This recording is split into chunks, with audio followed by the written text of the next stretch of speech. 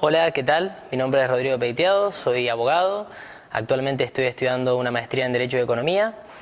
Y luego de lo explicado por el doctor Müller, hoy vamos a comentar un poco acerca del marco teórico del análisis económico del derecho.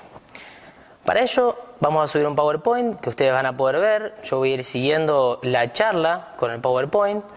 Y empezamos diciendo que el análisis económico del derecho piensa que el legislador, desde una óptica económica, supone una perspectiva antropológica determinada. Es decir, piensa que los individuos actúan en base de incentivos y supone un destinatario racional de la norma. En definitiva, lo que hace es tomar el método de la microeconomía, denominado individualismo metodológico, y lo utiliza como un marco de análisis para los individuos y para las normas.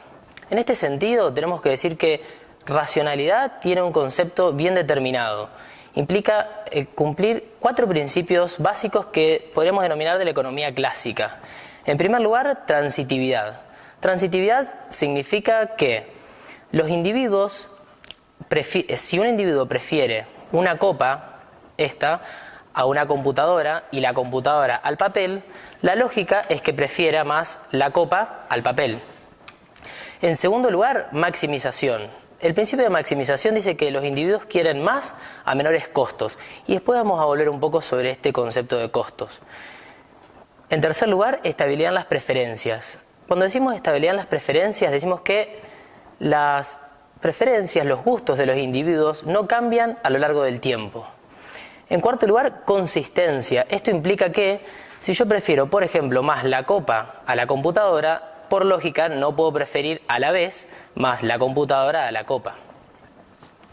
Y volviendo sobre el tema del costo, una confusión muy habitual es que cuando se habla de costos en economía nos estamos refiriendo necesariamente a costos monetarios, es decir, a dinero.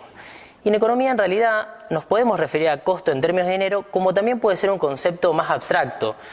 Por ejemplo, tiempo. Y un ejemplo creo que puede ser muy pedagógico. Y es la actitud que nosotros tomamos cuando llegamos a la caja de un supermercado.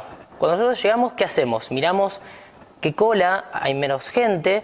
¿Por qué? Porque tenemos el objetivo de que nos cobren antes. Y para cumplir ese objetivo, ¿qué hacemos? Buscamos el menor costo, que en este caso es el tiempo que nosotros queremos estar esperando en la cola del supermercado a que la cajera nos cobre. Y ahí van a ver en el PowerPoint que hay una pregunta que es ¿y la economía del comportamiento? Y esto necesita un poco de aclaración. La economía del comportamiento es una rama de la economía relativamente nueva, que lo que dice es que estos principios, como muchos pueden suponer, no necesariamente se cumplen en todas las ocasiones. Es decir, piensan que bajo ciertos supuestos estos principios no necesariamente se cumplen.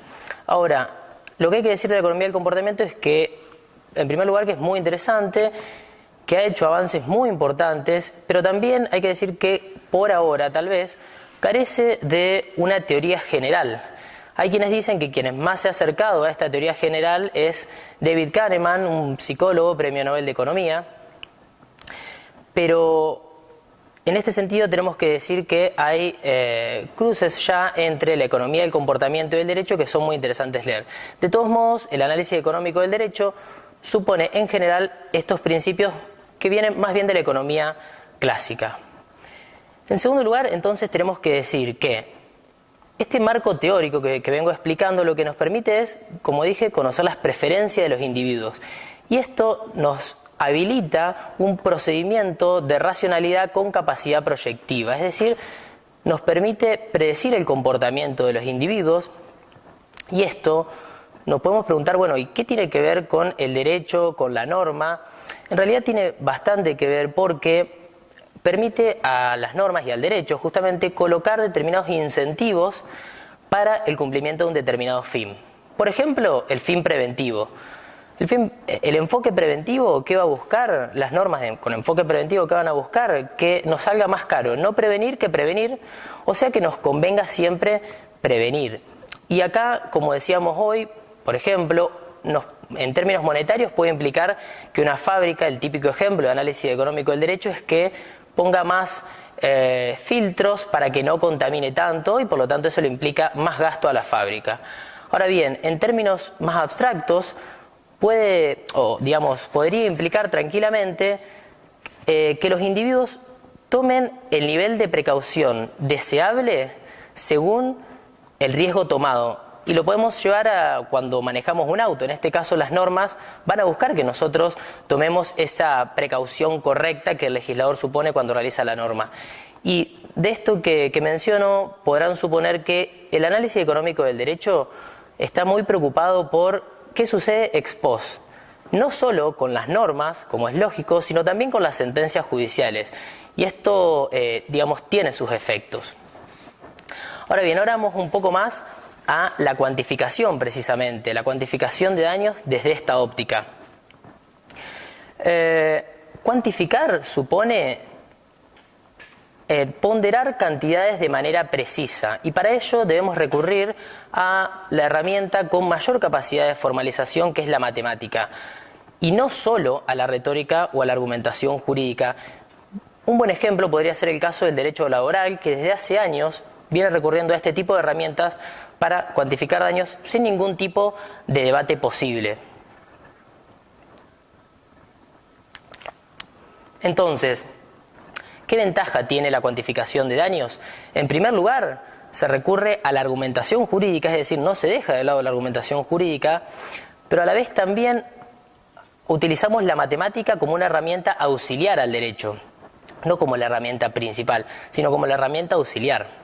Se trata de hacer equilibrio entre la argumentación jurídica y una herramienta, y sumar una herramienta, que es el caso de la matemática. A la vez, no elimina la sana crítica del juez, ni tampoco la impronta que los abogados le ponen a los casos. Sigue habiendo esa posibilidad que tiene el juez de orientar el caso hacia donde lo considere correcto. Sin embargo, lo que nos permite es aumentar el nivel de precisión de la discusión, facilitar el debate y, por lo tanto, cumplir ese mandato que ya tiene el Código Civil y Comercial, que es el de la seguridad jurídica. Y a la vez, ahí en cuarto lugar, van a ver que yo hablo de expectativa. ¿Por qué? Porque a todos nos ha pasado que ha venido un cliente al estudio jurídico y nos pregunta, bueno, ¿cuánto le puede corresponder porque lo chocaron, o porque chocó, o porque se tiene que divorciar, por cualquier conflicto? Y ahí lo importante es que la cuantificación nos permite conocer parámetros. No es lo mismo decirle al cliente, mira, la verdad no tengo idea, te pueden dar entre 0 y 100.000 pesos, que decirle, mira, hay un parámetro que está entre este monto y este monto. Y a la vez obliga, entre comillas, al juez a expresar qué criterios tuvo en cuenta para resolver el conflicto. Esto significa que no es lo mismo que un juez nos diga, bueno, por un criterio intuitivo, por argumentos que pueden ser imprecisos o menos precisos que la matemática, considero que corresponde tanta cantidad de pesos. No es lo mismo que el juez diga, bueno, dada la probabilidad de ocurrencia de este caso, que lo pondero en tanto porcentaje, y dado el daño efectivamente causado, que lo pondero en tanto porcentaje, considero que le corresponde tanta cantidad de dinero. Entonces ahí nosotros vamos a poder discutir, en todo caso, si el factor de ponderación del juez es correcto. En definitiva, lo que nos hace, desde todo punto de vista, es mejorar la seguridad jurídica. Entonces, lo que les intento transmitir con este marco teórico que les trato de comentar es que, a diferencia de lo que ocurre en la actualidad, donde los operadores de derecho muchas veces no tenemos en claro cuáles fueron los criterios seleccionados por el juez para arribar al resultado, y por lo tanto un poco el margen de discusión nunca está claro, no sabemos qué tuvo en cuenta el juez para arribar al número al que llegó. La metodología de la cuantificación de daños, utilizando a la matemática como auxiliar al derecho, obliga un poco al operador judicial a explicar cuál es el criterio que tuvo en cuenta, pero también nos acota el margen de discusión y nos permite conocer y charlar con el juez, en todo caso, acerca de esos criterios de ponderación. Muchas gracias por su tiempo. Esto fue todo. Los próximos videos van a ser un poco más prácticos, por suerte para todos. Este es nada más una introducción al marco teórico. Les dejo mi correo electrónico por cualquier consulta, duda o queja que quieran comentar.